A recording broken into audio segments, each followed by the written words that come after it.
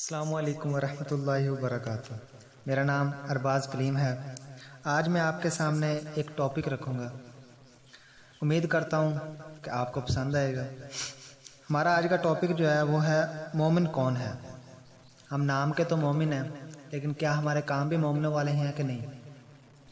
تو سب سے پہلے ہم مومن کی تعریف بیان کرتے ہیں کہ سچا مومن صرف وہ انسان ہے جس کا سب سے بڑا کنسرن خدا بن جائے، جس کی سوچ کا فوکس صرف ایک اور وہ ہو خوف خدا۔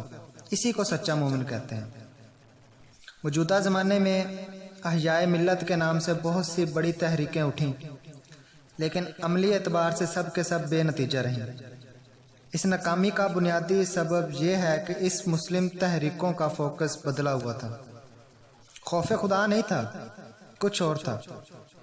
کسی کا فوکس اغیار سے تحفظ تھا، کسی کا فوکس سیاسی اقتدار تھا، کسی کا فوکس فضائل اعمال تھا، کسی کا فوکس ظاہری فہم تھا، اور کسی کا فوکس ملی شناخت تھا۔ لیکن یہ ایک حقیقت یہ ہے کہ اسلام میں اصل فوکس خوف خدا ہے۔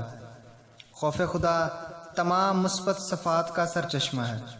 خوف خدا آدمی کے اندر سنجیدگی پیدا کرتا ہے۔ خوف خدا آدمی کے اندر غلطی کے اعتراف کا جذبہ پیدا کرتا ہے۔ خوف خدا کی حیثیت کیرم بورڈ کی اصطلاح کے مطابق ماسٹر سٹروک کی ہے، جو آدمی کی پوری شخصیت کو مکمل طور پر بدل دیتا ہے۔ جس کے اندر خوف خدا نہیں وہ مومن ہی نہیں۔